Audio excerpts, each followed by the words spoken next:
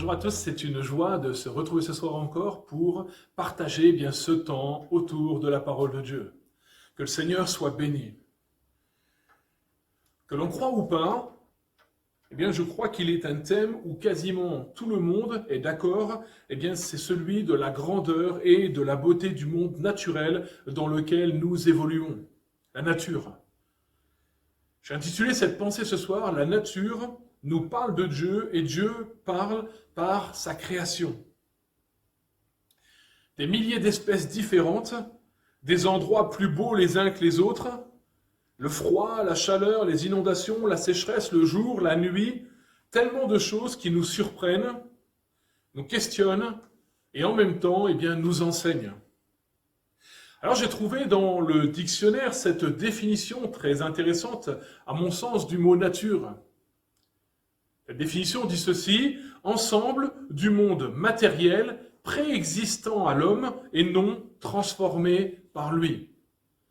C'est vrai que quand on regarde autour de nous aujourd'hui, c'est difficile de trouver des choses qui n'aient pas été transformées par l'homme. Et pourtant, cette définition est juste. La nature en elle-même, en tout cas dans la majorité d'elle-même, n'a pas été transformée par l'homme. Alors voilà, je vous propose qu'on puisse prier pour la parole de Dieu et qu'on puisse laisser le Seigneur encore ce soir nous parler tout simplement. Seigneur, merci pour ta parole, merci pour ce temps que tu nous accordes, Seigneur mon Dieu, ce soir encore. Les uns, les autres, je prie pour les uns et les autres, Seigneur, afin que tu nous visites, que tu renouvelles, Seigneur, celui qui a besoin d'être renouvelé, relevé, et que tu puisses encore, Seigneur mon Dieu, nous instruire ce soir. Que ton nom soit glorifié, Jésus. Amen. Amen. La nature nous donne une idée du caractère de Dieu, cette belle nature que Dieu a créée. Nous croyons que Dieu a créé la nature.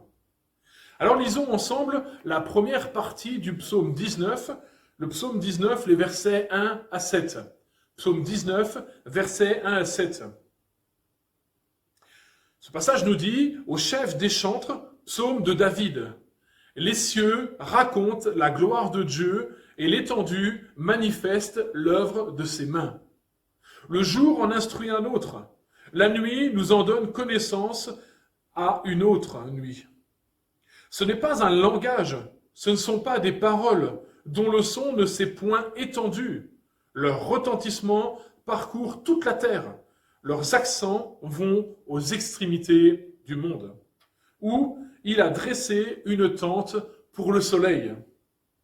Et le soleil, semblable à un époux qui sort de sa chambre, s'élance dans la carrière avec la joie d'un héros. Il se lève à une extrémité des cieux et achève sa course à l'autre extrémité. Rien ne se dérobe à sa chaleur.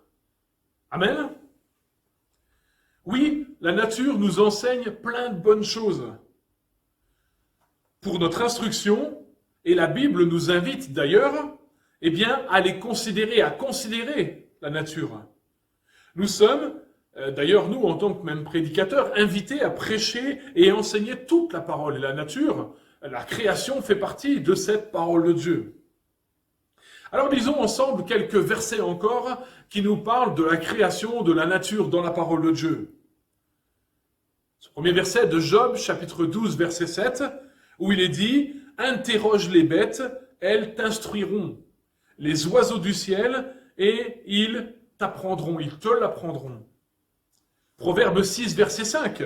« Dégage-toi comme la gazelle de la main du chasseur, comme l'oiseau de la main de l'oiseleur. » Que de bons conseils de la part de la parole de Dieu. Matthieu 10, verset 16. « Voici, je vous envoie comme des brebis au milieu des loups. Soyez donc prudents comme les serpents et simples comme les colombes. » Une dédicace spéciale aux Alsaciens ce soir, Jérémie 8, verset 7. « Même la cigogne connaît dans les cieux sa saison.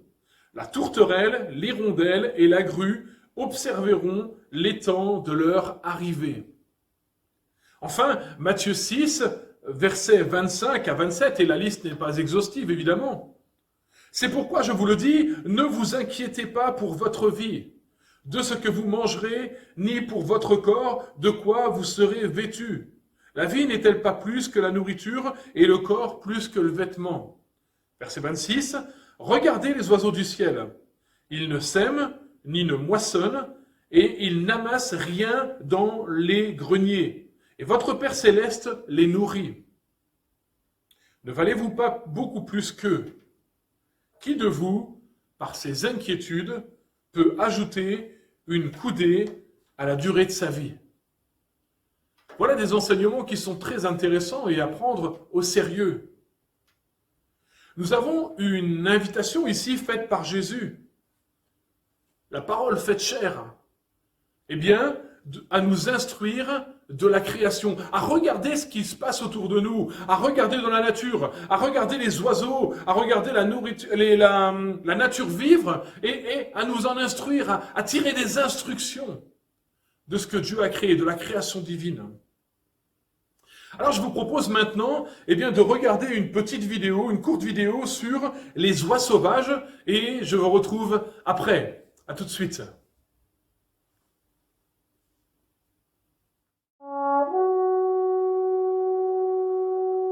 Elles arrivent au printemps sur les ailes du vent, par les routes de l'air. Drôle de géométrie, c'est un fil qui les lie dans leur vol angulaire. Tout unis à la chaîne, derrière loi capitaine qui connaît le chemin. Le nid originel, la toundra les appelle et guide leur instinct.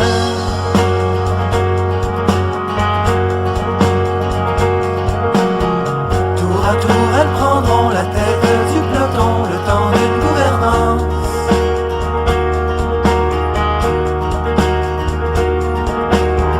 Jusqu'au bout de leur force, elles bomberont le torse pour que le groupe avance.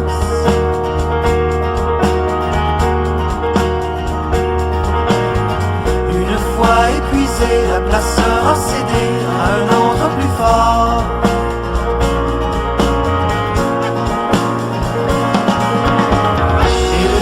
Volatile prend la queue de la file, fier de tous ses efforts.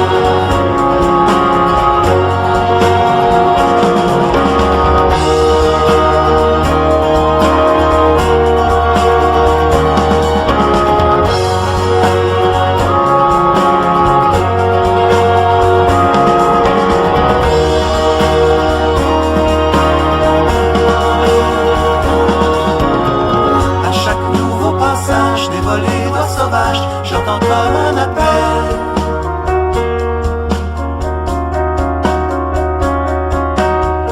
Une voix qui me répète que malgré les défaites, on a encore nos ailes.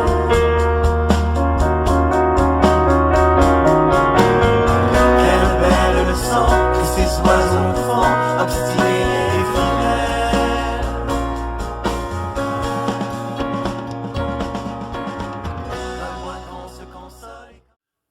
Voilà, on se retrouve. Quelle merveilleuse création de Dieu. Dieu fait bien les choses. Amen. Quand on voit cette vidéo, quand on voit ces oiseaux, ce qu'ils sont capables de faire, oui, la nature nous parle de la création de Dieu, nous parle et nous enseigne à travers sa création. Dieu nous parle et nous enseigne à travers sa création. Ici, dans cette vidéo, nous avons beaucoup d'enseignements sur l'esprit d'équipe notamment. Ensemble, nous pouvons aller plus loin. Les oiseaux migrateurs volent à des vitesses qui sont situées entre 65 et 80 km/h. Et peut-être qu'on s'est déjà demandé, le pourquoi. Ils voyagent en faisant une forme de V, la formation en V. Cette formation en V permet à ces oiseaux de voler sur une distance d'environ 70% plus grande que s'ils volaient seuls. Ensemble, on va plus loin. Quand l'oiseau de tête se fatigue, eh bien, il joint le dernier rang et un autre prend la tête et va de l'avant. Vous entendez souvent ces criements là quand il y a des oies qui passent, des oies sauvages, eh bien, c'est une forme d'encouragement pour encourager celui qui est devant à aller, à persévérer, à affronter. La communication, la formation en V permet aussi une communication rapide et efficace entre les oiseaux concernant visiblement les changements de vitesse et de direction et de l'ensemble du groupe. Enfin, et vous l'avez vu dans la vidéo, lorsqu'un oiseau malade ou blessé est à la traîne, un ou deux congénères quittent la formation pour l'accompagner, pour l'encourager, jusqu'à ce que cet oiseau se rétablisse ou meure. Ensuite, elles repartent seules dans une autre formation ou dans le groupe si elles ont pu le rejoindre. Je dirais, pour en finir avec cet exemple des oies sauvages, quel bel exemple de coopération et d'entraide mutuelle. On comprend pourquoi Jésus nous dit, avec ce verset avec lequel nous avions terminé tout à l'heure, Matthieu 6, verset 25-27, « Regardez les oiseaux du ciel ». Nous avons eu un exemple ce soir où nous pouvons tirer beaucoup d'enseignements d'un seul exemple. Mais quand nous continuons à chercher dans la parole de Dieu, que dire de ce que nous dit le livre des Proverbes, par exemple, concernant les fourmis et leur sagesse ? Proverbe 6, versets 6 à 8, nous lisons ce passage. « Va vers la fourmi, paresseux. Considère ses voies et deviens sage. Elle n'a ni chef, ni inspecteur, ni maître. Elle prépare en été sa nourriture, elle amasse pendant la moisson de quoi manger. » Les fourmis, un peuple sans force, représentent ainsi une armée dont l'apparence physique est faible. Cependant, elles ont, ces fourmis, une force extraordinaire, un zèle magnifique pour amasser de la nourriture, pour préparer l'avenir. Là aussi, nous avons une leçon à tirer de la vie de ces fourmis, mais de tout ce qui nous entoure en général. Je crois que les voies de la fourmi, puisque c'est elle qui nous intéresse maintenant, conduisent le paresseux à réfléchir et puis à travailler dans l'œuvre de Dieu. On peut lire encore ce que dit Salomon au Proverbe 30, versets 24 à 28. « Il y a sur la terre 4 animaux petits, et cependant des plus sages. Les fourmis, peuple sans force, préparent en été leur nourriture. » Verset 26, « Les damans, peuple sans puissance, placent leur demeure dans les rochers. Les sauterelles, verset 27, n'ont point de roi et elles sortent pourtant toutes par division. Et enfin, le lézard, verset 28, saisit avec les mains et se trouve dans les palais du roi. » Quelle grâce, quelle belle nature, quelle merveilleuse création nous entoure. Oui, la nature nous parle de la création et Dieu, ce soir, veut aussi encore nous parler au travers de sa création. Alors j'utilise dans un premier temps que la nature nous donne une idée du caractère de Dieu, mais nous pouvons dire aussi que la nature nous prouve l'existence de Dieu. Je lis ce passage avec vous de Romains chapitre 1 verset 20 où Paul dira « En effet, les perfections invisibles de Dieu, sa puissance éternelle et sa divinité se voient comme à l'œil nu depuis la création du monde quand on les considère dans ses ouvrages. » Et il continue en disant « Ils, sous-entendu les êtres humains, sont donc inexcusables. » Dans la Genèse, la nature est présentée dans le récit de la création comme l'œuvre d'un Dieu créateur. Alors, s'il est vrai que nous ne trouvons pas le mot nature dans la Bible en tant que tel, mais nous nous rapportons ce soir, et c'est ce que veut dire la nature, à la création de Dieu. Le récit de la Genèse nous rapporte le récit de la création comme l'œuvre d'un Dieu créateur. Genèse 1, verset 1, au commencement, Dieu créa les cieux et la terre. La création d'ailleurs se poursuit tout au long de 6 jours.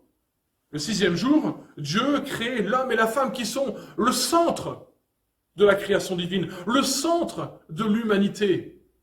Chers frères, chères sœurs, chers amis, je ne sais pas dans quel état tu te trouves ce soir, peut-être dans l'abattement, peut-être tu te sens dans l'abandon, peut-être tu as l'impression qu'on s'occupe pas de toi, ou que ça fait longtemps qu'on t'a pas appelé, ou peut-être tu étais là comme découragé, mais je voudrais t'encourager ce soir et te dire que tu comptes aux yeux de Dieu, parce qu'à cause de toi, parce qu'à cause de l'être humain, de chaque homme, de chaque femme, Dieu a créé le monde. Si nous n'avions pas été placés au milieu de cette création, le monde n'aurait pas de raison d'être. La création s'est poursuivie au long des 6 jours et le 6e jour, Dieu a créé l'homme et la femme. Genèse 1, verset 28, « Et Dieu les bénit et il leur dit, « Soyez féconds, multipliez et remplissez la terre et soumettez-la. Et dominez sur les poissons de la mer, sur les oiseaux du ciel et sur tout animal qui se meut sur la terre. » Nous voyons dans ce passage un ordre créationnel. Avec l'homme et la femme, les êtres humains en haut, et bien de cet ordre créationnel. La nature, la création de Dieu, est alors présentée comme un accès à l'Écriture sainte. Souvent, Dieu nous parle par sa nature et nous découvrons, je l'ai dit tout à l'heure, quelques traits créateurs de Dieu. Mais cela nous amène à vouloir en découvrir plus et c'est vers sa parole que nous devons nous tourner, parce qu'elle est la seule référence, encore une fois, plausible, valable, crédible, qui nous parle du Dieu créateur, qui nous parle de celui qui a mis en ordre, qui a mis en place toute cette nature merveilleuse qui nous entoure. Pour revenir sur les propos de l'apôtre Paul dans Romains 1, verset 20, saint Augustin disait en son temps déjà, « Même le plus ignorant lit dans le monde. Même le plus ignorant des choses de Dieu, eh bien, lit dans le monde, lit dans la nature, lit dans ce qui nous entoure. » Alors je reviens maintenant à ce passage de l'Épître aux Romains où Paul dit en substance, à cause de la nature, la création, et de tous ces exemples, l'homme est inexcusable quant à sa connaissance de Dieu. Il continue ainsi au verset 21 en disant « Puisqu'ayant connu Dieu, ils ne l'ont point glorifié comme Dieu et ne lui ont point rendu grâce, mais ils se sont égarés dans leurs pensées et leur cœur sans intelligence a été plongé dans les ténèbres. » Non seulement les hommes sont inexcusables à cause bien, de cette révélation de Dieu dans la nature, dans les choses qu'on peut voir à l'œil nu, mais en plus, puisqu'ils ne l'ont point glorifié, puisqu'ils ne lui ont point rendu grâce, eh bien la Bible dit dans ce passage des Romains eh bien, que leurs pensées se sont égarées et que leur intelligence a été plongée dans les ténèbres.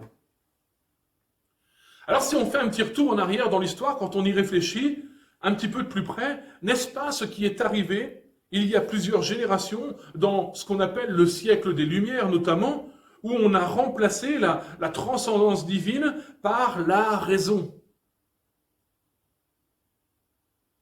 Et d'où sont sorties d'ailleurs eh bien, toutes sortes de théories humaines dont les fondements sont de plus en plus discutables aujourd'hui. C'est à cette époque qu'on a inventé la liberté de penser, le cogito ergo sum, comme disait Descartes. Il devient à ce moment possible de parler publiquement d'athéisme. Nous ne croyons pas en Dieu, nous ne voulons plus Dieu, nous rejetons Dieu et nous laissons place à la raison. Tout ce qui nous entoure doit être compris par la raison humaine, sans avoir besoin d'un être transcendant.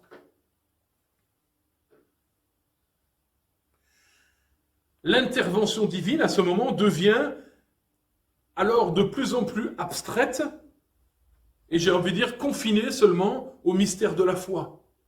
Rien ne ressort.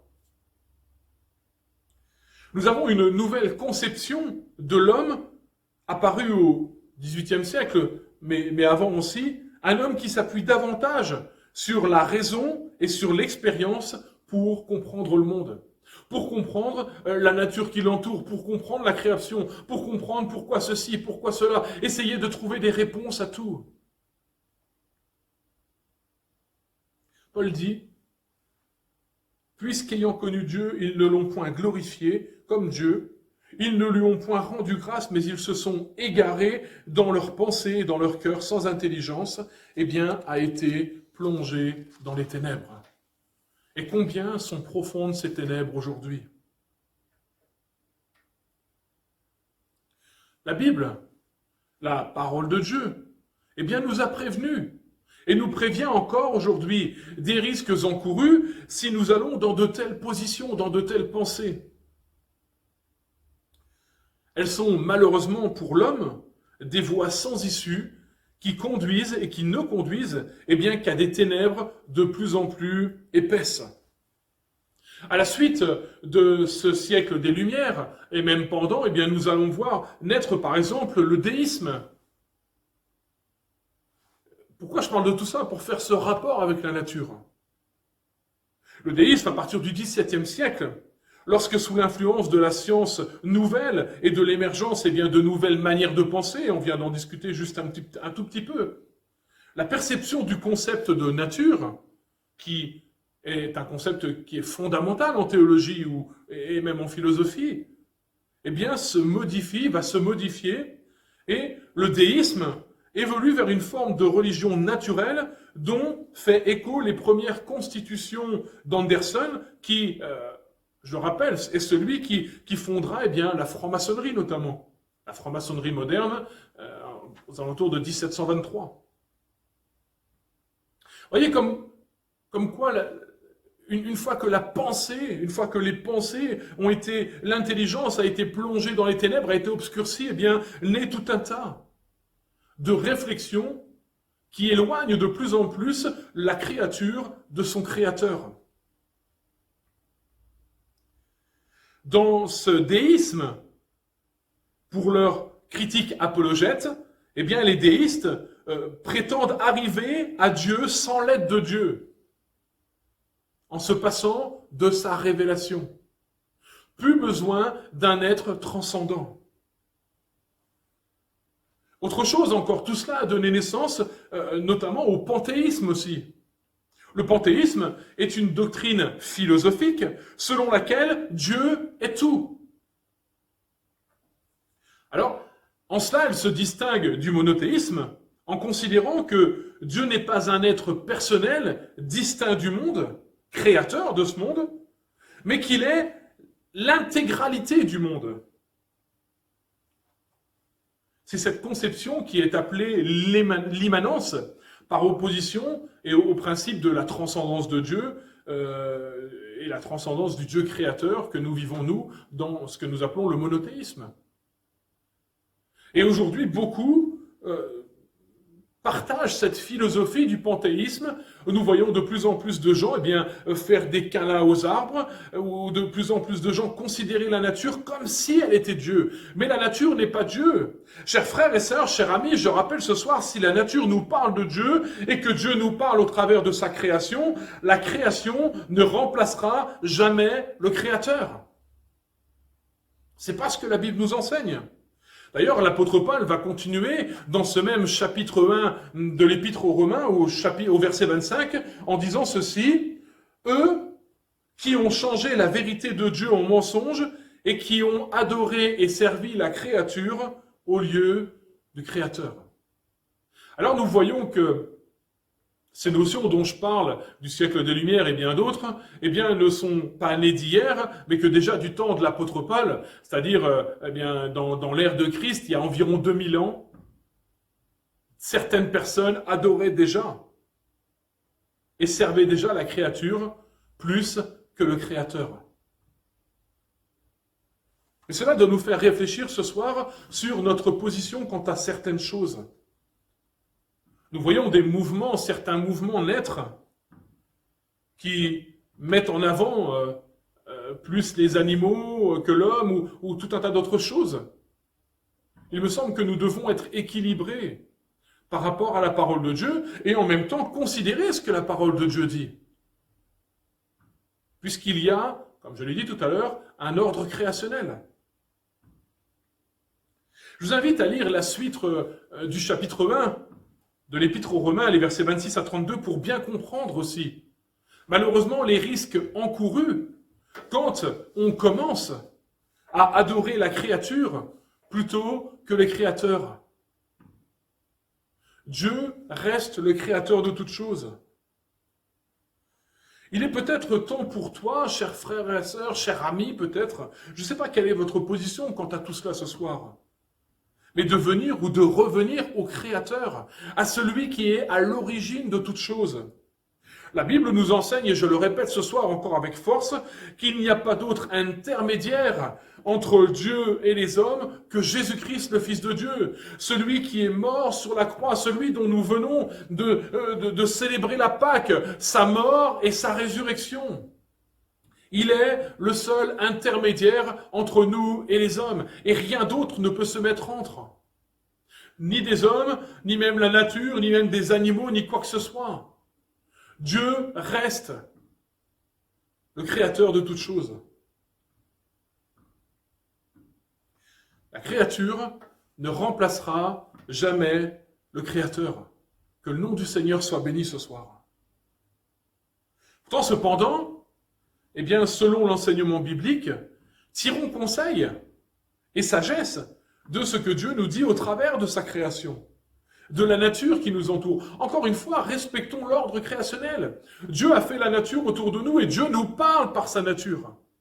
Mais ce n'est pas parce qu'il nous parle par sa nature, ce n'est pas parce qu'il nous enseigne certains traits de son caractère, qu'il nous enseigne à découvrir une certaine sagesse, eh bien qu'il est la nature. Dieu est Dieu et il restera Dieu. Et la nature reste à sa place, la nature reste comme une partie de la création dont laquelle nous faisons nous-mêmes partie. Mais quand on réfléchit à ça, on se rend bien compte que si certains adhèrent au panthéisme et ont fait de la nature un Dieu, eh bien, regardons autour de nous et certains ont fait de l'homme un Dieu. Que nous parlions de la nature ce soir, que nous parlions de l'homme, nous ne sommes qu'une partie de la création. Nous ne sommes que des créatures créées par le Créateur, l'Éternel, le Dieu Tout-Puissant. Et en cela, eh bien, je crois qu'il nous faut rester à notre place, il nous faut accepter notre place. Je vais terminer encore avec quelques versets. Livre de Job, chapitre 35, versets 10 à 11 et 36, verset 22. Je rassemble ces versets. « Nul ne dit, où est Dieu, mon Créateur, qui nous instruit plus que les bêtes de la terre et nous donne l'intelligence plus qu'aux oiseaux du ciel.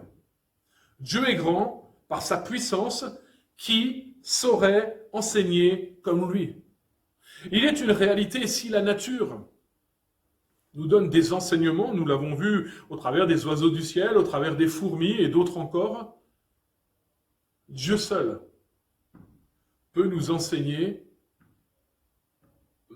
profondément ce dont nous avons besoin. La Bible dit que Jésus, alors qu'il allait remonter auprès du Père, a dit à ses disciples qu'il allait leur envoyer le Saint-Esprit, le Consolateur, celui qui les conduirait dans toute la vérité. Que le nom de l'Éternel soit béni ce soir. Juste encore ce verset de Jean, chapitre 11, verset 40, où il est dit « Si tu crois, tu verras la gloire de Dieu. » Amen. Si tu crois, tu verras la gloire de Dieu. Alors ce soir, chers frères et sœurs, eh bien que Dieu nous aide encore à progresser dans ses voies. Que Dieu nous aide à considérer cette nature merveilleuse qu'il a créée. À la respecter. Je ne vais pas faire de politique ce soir. Je ne vais pas entrer dans le mouvement des Verts, mais quand même, je crois que nous avons une responsabilité les uns les autres de respecter eh bien, la nature que Dieu nous a créée, de respecter cette terre. Malheureusement, à cause du fait eh bien, que l'homme n'ait pas respecté la terre, l'homme n'ait pas respecté la création, nous savons qu'en partie elle est vouée à la destruction.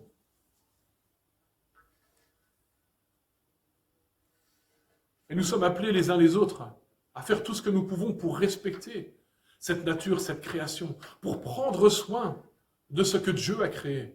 Et dans ce que Dieu a créé, eh bien, il y a nous, et nous sommes appelés aussi les uns les autres ce soir à prendre soin les uns des autres, mais à prendre soin de nous-mêmes aussi, comme la création de Dieu. Que le nom du Seigneur soit béni ce soir. Oui, nous avons fort à faire. Oui, Dieu nous a parlé par cette nature merveilleuse. Mais en même temps, eh bien, considérons-la comme elle doit être considérée. Et laissons Dieu être Dieu. Laissons Dieu à sa place. Que le nom du Seigneur soit béni. Voilà, je vous laisse avec ces quelques méditations, ces quelques paroles ce soir, que le Seigneur puisse nous faire grâce et que nous puissions aller plus loin encore dans sa recherche, qu'il puisse nous aider encore à progresser. On se retrouve dimanche, par la grâce de Dieu, pour un temps de culte et de célébration à l'église en présentiel. Soyez bénis.